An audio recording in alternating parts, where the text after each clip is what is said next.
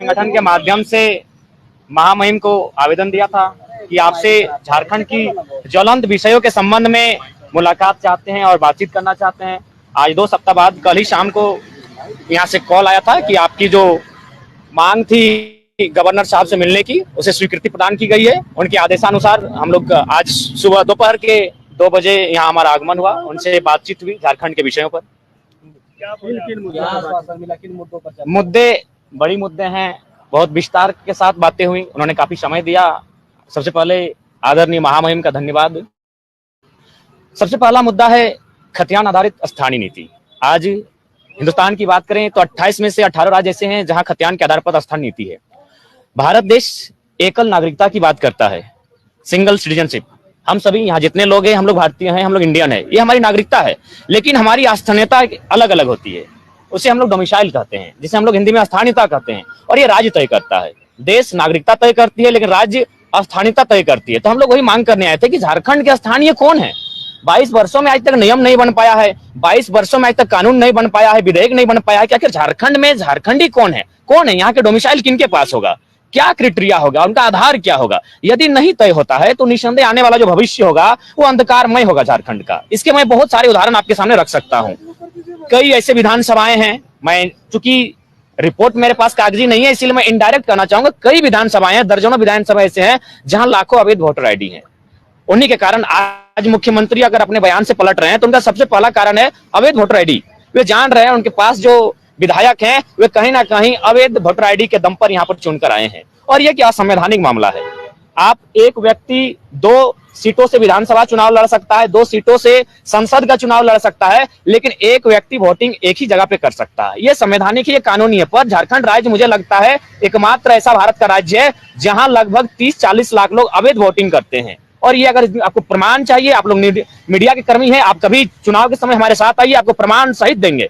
तो ये चीजें जो आने वाले समय आएंगे, अगर राज्य सरकार नियम नहीं बनाती है, दोहरी वोटर आईडी को खारिज नहीं करती है सर्वे करके, तो झारखंड जो मूलवासी आदिवासी है, निसंदेह ये भोले भाले लोग हैं, ये आने वाले फ्यूचर चले जाएंगे। और हमने भी पढ़ा है इतिहास को, हमने पढ़ा है मंडेला के इतिहास को, हमने मार्टिन किंग लूथर को पढ़ा है कि किस प्रकार वहीं के लोगों ने उनका शोषण किया था। तो निसंदेह झारखंड का शोषण लगातार जो विकसित राज्य हैं वहां के लोग लगातार करते आ रहे हैं। इसका प्रमाण है, आप टाटा में जाइए, HEC में जाइए, आप सेल में जाइए, सिंदरी प्लांट में जाइए, जहां भी आपको जाना है स्थानीय लोग नग्न मिलेंगे। स्थानीय लोग कहाँ मिलेंगे? गुजरात में मिलेंगे, महाराष्ट्र में मिलेंगे, कई तो विदेश जाने लगे हैं। और ये हम नहीं, सरकारी आंकड़े कह रहे हैं 12 लाख कोरोना काल मजदूर झारखंड वापस आते हैं। तो जब झारखंड 40% खनिज अकेले देने वाला राज्य, वहां के लोग अगर पलायन करेंगे तो मैं नहीं कहता हूं, भारत संवैधानिक देश से किसी को रोजी रोटी करने के लिए आने के लिए मना ही नहीं।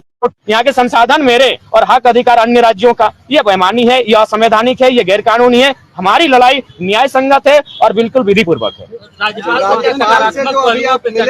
बिल्कुल, राज्यपाल महोदय ने भी कहा कि झारखंड निसंदेह, जो झारखंड की अलग राज्य के बाद जो सबसे बड़ी समस्या है वह है स्थानीयता। राज्यपाल महोदय भी हमारे दुख से, हमारे दर्द से वाकिफ हैं कि स्थानीय निवासियों को लगातार चला जा रहा है। उन्होंने भी कहा कि मेरा जो रोल है, मेरा जो स्तर है, मेरी जो शक्तियां हैं उसका प्रयोग करते हैं मैं विधायिका को, मुख्यमंत्री महोदय को यह संदेश, आपका जो चिट्ठी है उसे प्रेषित करने का काम करूंगा। और उनसे मैं कहूंगा कि हित में, जो झारखंड का हित हो, झारखंडियों का भला हो, कल्याण हो, उसके हित में कानून बनाए जाए। राम जी, चूंकि आप एक दूसरा आज मामला उठाए हैं अभी राज्यपाल से मुलाकात में, 40 लाख मतदाता जो कि जिसको आप फर्जी बता रहे हैं, कोई डाटा है आपके पास? और राज्यपाल से मुलाकात में आपने कोई फैक्ट पेश किया है उनके समक्ष?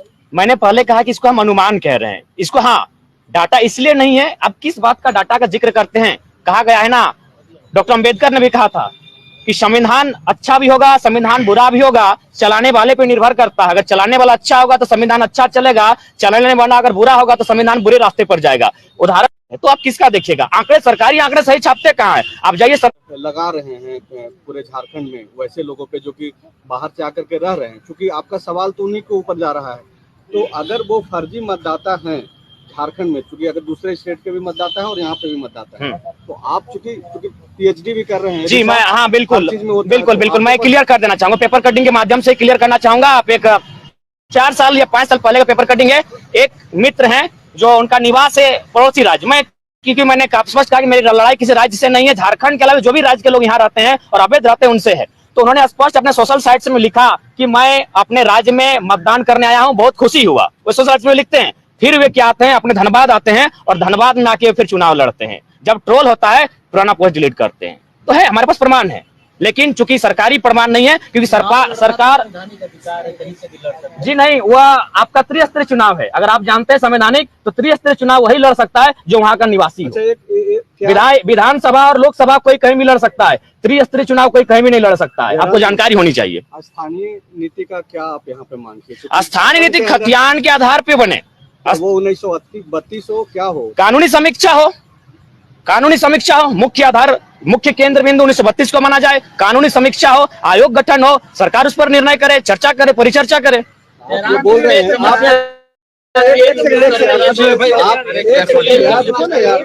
आप जो बोल रहे हैं जयराम जी कि कानूनी समीक्षा हो, आप ही की बात को मुख्यमंत्री ने सदन में कहा कि हम लोग कानूनी समीक्षा कर रहे हैं और इसको पढ़ लिख रहे हैं।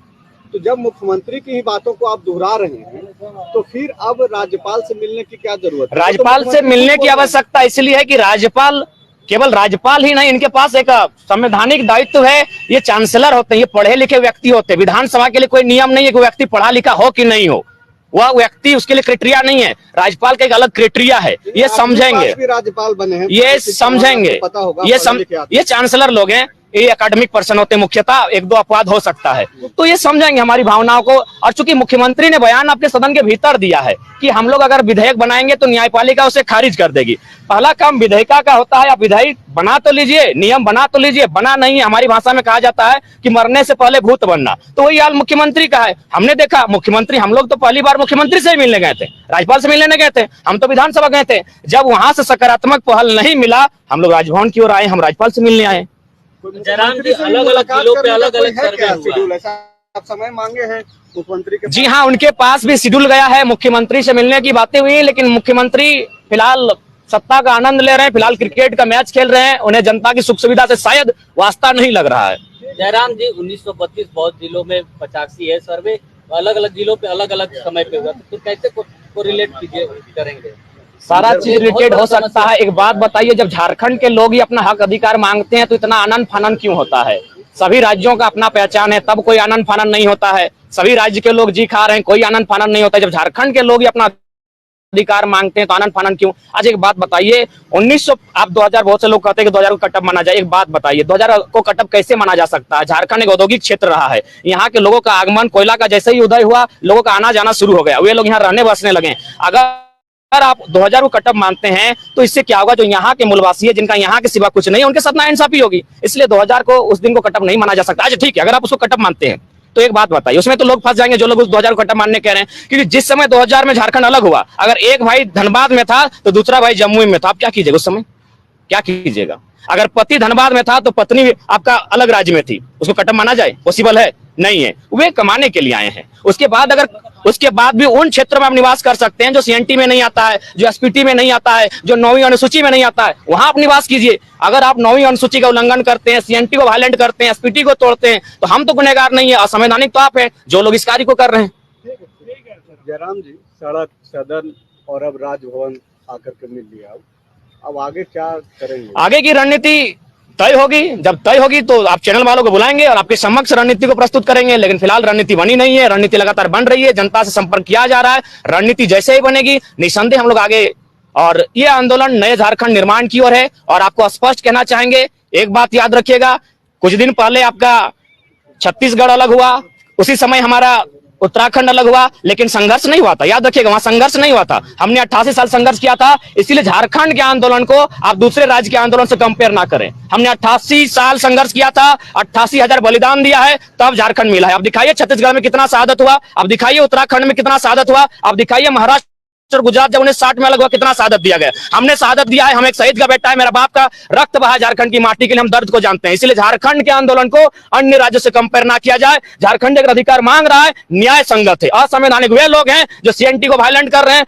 एसपीटी को वायलेंट कर रहे हैं, 9वीं अनुसूची का उल्लंघन कर रहे हैं। हम संवैधानिक लड़ाई है, क्योंकि मैं पुनः रिपीट करूंगा, भारत एकल नागरिकता की बात करता है, नागरिकता देश देता है, स्थानीयता राज देती है। हमारी स्थानीयता क्या है, हमारी डोमिसाइल क्या है, कौन है झारखंडी, ये सरकार को, विधानसभा को तय करना होगा, जो अभी तक तय नहीं हो पाई है। हुई कहीं ना कोई उसमें साजिश है, षड्यंत्र की बदबू आ रही है। उसे मिटाकर खतियान के आधार पर ही नीतियां तय हो, तभी झारखंड बचेगा। नहीं तो फिर आने वाला दिन जो हाल कभी निग्रो का था, जो हाल मंडेला के देश में मंडेला के लोगों का था, मार्टिन लूथर किंग का था, जो बात जोमो केन्याटा ने, शायद नाम कंफर्म नहीं हो पा रहा है लेकिन मानता हूं, जोमो केन्याटा ने कहा था कि अफ्रीका के आदिवासी जब क्रिश्चियन का आगमन हुआ, उनके हाथों में बाइबल थी, हमारे पास जमीनें थी, हमारे हाथों में बाइबल आ गई, जमीनें चल गई उनके पास। तो वही हाल झारखंडियों का हुआ है। जो लोग मांगने आए थे वे लोग आज करोड़पति नहीं अरबपति बन चुके हैं, और झारखंड के मूलवासी हैं आज दर दर की ठोकरें खा रहे हैं। उदाहरण के लिए चांडिल का डैम 60,000 एकड़ जमीन अधिग्रहण किया गया, 1.5 रुपया डिसमिल। कहां इतना बड़ा अन्याय हुआ है बताइए, रिपोर्टर हैं आप लोग। 1.5 रुपया डिसमिल जमीन लिया जाता है, 1.5 रुपया डिसमिल में 60,000 एकड़ डिसमिल, यानी 60 गांव को उजाड़ा गया है। आइए रिपोर्टिंग कीजिए वहां जहां रिपोर्टिंग करना है। पार्वती कांड को रिपोर्टिंग कीजिए। हत्या को आत्महत्या बनाया जाता है, कंपनी को एक उंगली नहीं कर पाती प्रशासन, वहां रिपोर्टिंग कीजिए। जब झारखंडी स्टूडेंट हक के लिए मांगते हैं तो आप लोग घुमाते हैं क्यों है? झारखंडी सही है और सही है, चाहे लड़ाई जितनी लंबी पड़े हम लोग लड़ेंगे।